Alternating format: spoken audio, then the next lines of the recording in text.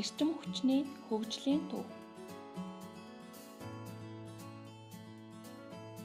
Эрт дээр цагаас эхлэн хүн төрлөختөн нар, гол мөрөн, далай тэнгис, салхины аясаар амьдарч байсан бол сүүлийн жилүүдэд эдгээрийг өдөр тутмын амьдралдаа эрчим хүчний их үүсвэр болгон ашиглаж байна.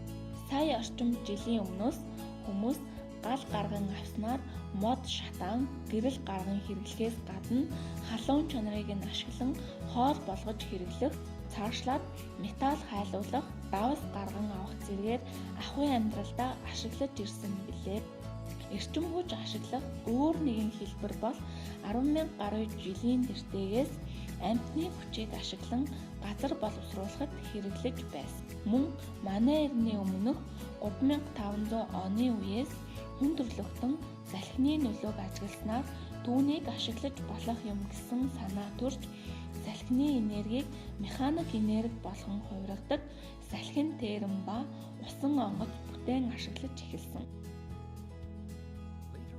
Үүний дараач хүмүүсийн эрэл хайгуул зогссонгүй дараагийн эрчим хүчний их усврыг хайж судалсаар ирсэн. Ингээд нүүрсийг ашиглаж эхэлснээр нүүрсний үйлдвэр хөгжиж эхэлсэн. Анх нүүрсийг манай өмнөд хөрш хятадууд хэрэглэдэг байсан ба Европт 17 дугаар зууны үеэс нүүрсний уурхай ажиллаж ирсэн түүхтэй бөгөөд энэ нь цаашлаад аж үйлдвэрийн хувьсгалын гол хөдөлгөгч хүч болох уурын хөдөлгүүрийн эрчим хүчний үндсэн түлш болсон юм.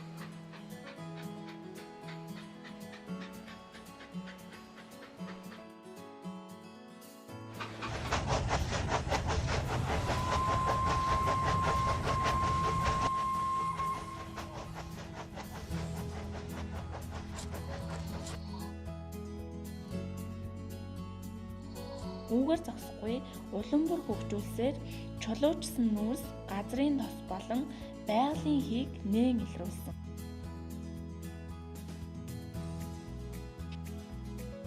Гэхдээ харин яаж хэрэглэх вэ гэдэг асуулттай тулгарч түүний хариултыг ч мөн олсон.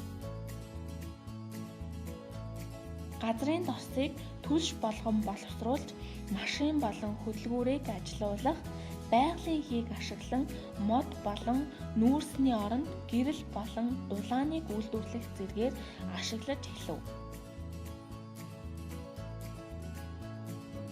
Мөн усыг ашиглаж эрчим хүч гарган авч гэрэл үйлдвэрлэхэд ашигладаг болсон. Сүүлийн жилүүдэд цөмийн энергийг ашиглан эрчим хүч гаргаж авах болсон.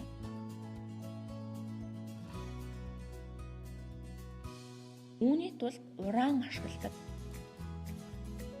Гэвч аюулгүй ажиллагааны зааврыг мөрдөөгүйгээс байгаль орчинд нөхөж баршгүй хохирол учруулах аюултай учраас хүмүүс байгаль орчныг бохирдуулахгүй сэргээгдэх боломжтой нар, салхи, усны эрчим хүчинд илүүтэй анхаарал хандуулж тэдгээрийг хэрхэн ашиглах, улам боловсронгуй болгох вэ гэдгийг судалсаар ирсэн байгаа билээ.